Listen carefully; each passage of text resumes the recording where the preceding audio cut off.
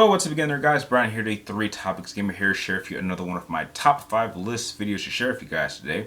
Now, this idea was actually sent to me by a viewer of mine who requested that I go over my personal top 5 favorite Star Wars video games of all time.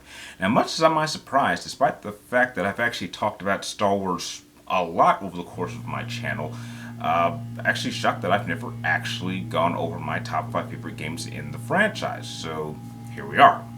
Now, before I get into my list, I would just like to warn you guys that if there's a certain Star Wars game that you don't see on my list, please do not take it personal. Chances are I've either never had the opportunity to play it, or I just never had much interest in actually testing it out for myself.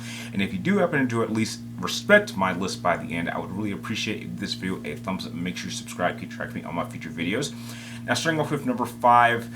I'm more of a action-adventure fan, and I think that this one, while flawed, is still overall a great Star Wars game, or at least the first entry of this, short-run series. And that has to go to Star Wars The Force Unleashed. Now, this game came out, I believe, in 2008, and pretty much follows the story of Darth Vader's secret apprentice as he goes around to location hunting down and killing surviving Jedi of Order 66. And eventually, events kind of boil over, and it kind of leads to the birth of the rebellion and, other crazy events. Now, I think that gameplay-wise, this is a straightforward action-adventure title. There's definitely several different locations and planets that you can visit. I think the combat system works. I think the use of force powers makes Galen Merrick a very, very powerful character. Maybe not so. The game makes him a little bit more OP than the novel does, but I think that overall, I think what makes this work is that you actually have a solid story that actually kind of has a sense of presentation that I think fits in Star Wars world. You actually have Darth Vader actually as a character taking a somewhat significant role. He's kind of in the background, but you kind of always feel his presence.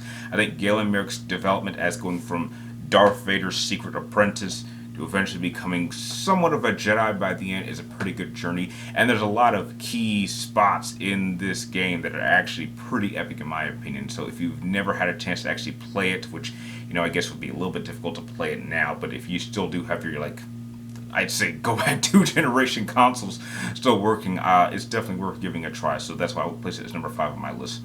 Going into number 4, I'd have to give it to probably my favorite entry in the Rogue Squadron series, and that has to go to the very first Star Wars Rogue Squadron.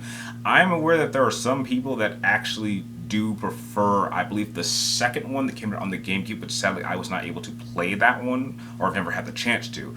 So I have to stick with the first Rogue Squadron game. I think that the whole idea that, if I remember correctly, the first flying section in Star Wars Shadows of the Empire, which was pretty much the speeder section in which you fought the Battle of Hoth, that was the catalyst that would eventually lead into the creation of the Rogue Squadron series. That scene was so popular in Shadows of the Empire that they just decided to make a whole game of it being just a flight simulator, and I think that it was very, very pretty cool. So the idea of playing as Luke Skywalker, who's leading Rogue Squadron, going on all these different assignments, I thought was really, really cool. And a lot of them actually have some pretty interesting objectives. I can't really say there's much character development, but there's a good variety of vehicles that you can control. There's great planets to visit. There's unique objectives, and the fact that there's a good amount of variety in terms of the actual structure of the missions themselves, that gives it a lot of replay value. So that is why, out of all the Rogue Squadron games that I have played, I would certainly pick the N64 one, the first one, over any other. I would even take that over the most recent Rogue Squadron game, despite the fact that that game is kind of stuck in the first person. I think I would have given it more points if it had a third person option, but heck, that's beside the point. So that's why I will put it number 4 on my list. Going into number 3 is probably not going to surprise too many people, and it actually might be kind of fitting. But number 3 on my list has to go to Star Wars Episode 3 Revenge of the Sith, the video game. This is actually one of the few rare examples, I think, where you actually have a movie-based video game that is actually pretty good. I wouldn't say it's great, but I think that compared to the standard quality that some people are well aware of those type of games, the game for Star Wars Episode 3 is actually pretty good. And, the fact that it's a game for my all-time favorite Star Wars game gives it some extra points. What I like about this game is that not only does it kind of fit the action-adventure genre, it actually has a series of great story points that aren't covered in the actual film itself. So it's kind of cool to kind of see how events were actually playing out behind the scenes that we didn't actually see in the movie. So you actually kind of see Obi-Wan's extensive escape of Utapau when Order 66 takes place. You actually get to see Anakin actually fight his way through the Jedi Temple, killing Jedi all across. And you actually get an opportunity to see an alternate ending of what would have happened if Anakin had actually won his Battle of Heroes at the end of Episode 3. So I think the fact that this story, the game story, actually has a number of elements that actually kind of enhance the overall story and impact that Episode 3 already has is very, very helpful. And it's overall a fun game to play. And aside from the action-adventure aspect, there's actually a fighting mechanic that was quite surprising. So when you actually take on an individual Jedi or Sith, you can kind of enter kind of like a semi-fighting style of combat, which I think really, really holds up. And I think it makes it one of probably the better fighting. I think just that section alone makes it probably the best Star Wars fighting game that we've ever had, without even having a true fighting game. I mean, I think there's like one like Star Wars fighting game, but it's not very good. But just that one gameplay aspect alone from this game makes it probably the closest thing we will ever have to a pure Star Wars fighting game, and that's why I consider it to be my third favorite Star Wars game of all time. Going into number 2 is probably a recent Star Wars game that I think is, in my opinion, the best Star Wars action adventure story that we've had today, and that has to go to Star Wars Jedi Fallen Order. This pretty much did what The Force Unleashed was trying to do, only better. I think the character of Cal Kestis is probably one of the most fully realized new Star Wars characters that we've had in a long time. I think that the story that Jedi Fallen Order focuses on is absolutely spectacular. I would even say, without question, it's probably my favorite story outside of the primary movies that we've had today. I would even say it's better than some of the novels that I've actually read, and there have been a lot of really great Star Wars novels that I've read, and this is certainly up there. So having a story that's focused on a young Jedi that survived Order 66 and him having to develop and actually kind of find a holocron that will actually show him the location of possible future Jedi that he wants to then try to rebuild the Jedi Order, I think is great. I think that the inclusion of the Inquisitors is actually pretty well handled here. I would even say the Inquisitors are much scarier in this game than they were in the Star Wars Rebels TV show, even despite the fact that you had more time to spend with them.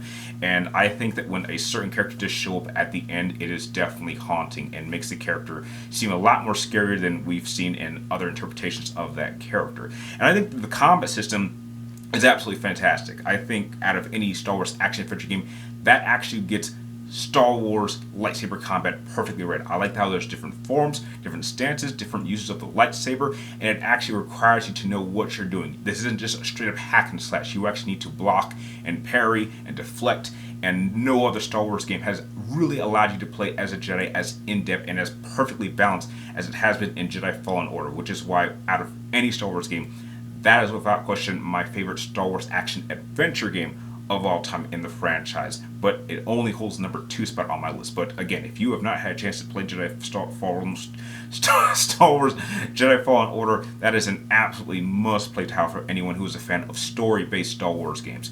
And that goes into number 1, which overall my favorite Star Wars video game of all time has to go to the true and original Star Wars Battlefront 2.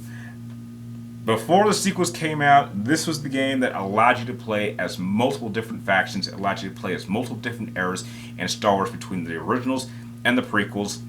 You got to play as a Jedi, and the fact that it was also co-op. I mean, I know that, if I remember correctly, I think that the first Rogue Squadron is also co-op, but I think this one does co-op a lot better. I like the Galactic Conquest, I like the battle mode, I like the gameplay modes, I like the different sorts of campaigns, and I absolutely love the story campaign that follows a individual soldier fighting in the 501st, kind of giving you his perspective of the war from, the fall of the Republic to the rise of the Empire and all the cool, interesting battles that took place there. I like the inclusion of the space battles. So you also have a lot of ground combat, but you have a lot of space combat. I thought that was a great innovation at the time.